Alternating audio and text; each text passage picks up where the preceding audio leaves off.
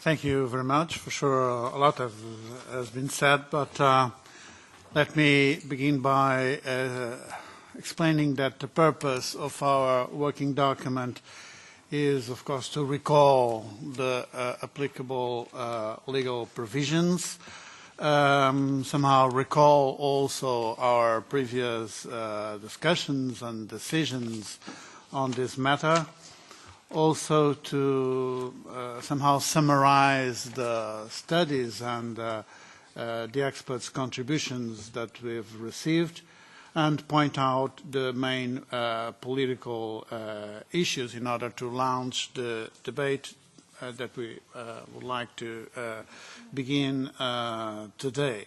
The task of our committee and the European Parliament is so to propose a permanent system according, of course, with the treaties. And the treaties, they establish the maximum size of the Parliament, the minimum and the maximum limits for the allocation of seats for each member state, and the principle of digressive proportionality, as was already mentioned. So our task should be to identify the possible methods, discuss the most suitable one, and I would like to stress that this exercise was foreseen long before Brexit. So Brexit might have, of course, an implication in our exercise, but in any case, we would have to discuss this permanent system for the composition of the European Parliament. Having said this, of course, that we know by now that there are a lot of methods compatible with the principle of digressive proportionality. Some say 77 methods, which is, of course, a biblical figure. So it means that in the end, we will always have a political decision. Of course, it will take into account the contribution of experts. It would have to be as objective as possible, but we cannot avoid, in the end, a political decision.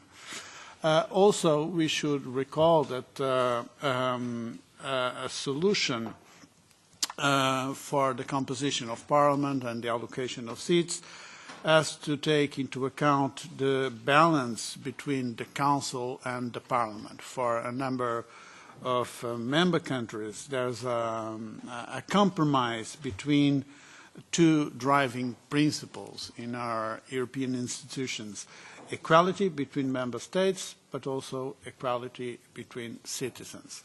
And of course, that we know that any change in the voting system in the Council requires a treaty change. But having said this, we should also not jump to the conclusion that, well, if a treaty change is impossible in the near future, then we can ignore the link between the voting system in the Council and in the Parliament. That's not the case. Such an approach would undermine a real political problem that in the end we will have to face if we want to understand the difficulties of the decision we have before us. The fact is that some see the double majority system as it stands in the Council as uneven or even detrimental for medium-sized member states. So we have to take that into account when we change the composition of Parliament and the allocation of seats in the European Parliament. So let's take that into account. Of course, we know that in the end, we will have to look for an unanimous decision in the Council and a political decision here in the European Parliament. And so it's not reasonable to expect that we can avoid, in the end, a political and pragmatic solution. Other issues will have to be discussed, namely regarding some possible implications of Brexit on the size of Parliament.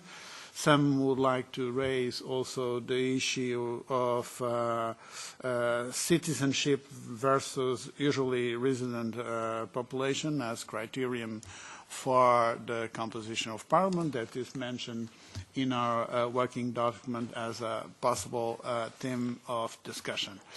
So the purpose of the working document was to identify these and other political issues in order to launch our debate, and I do expect that with the traditional spirit of cooperation we can reach a positive result. Thank you very much.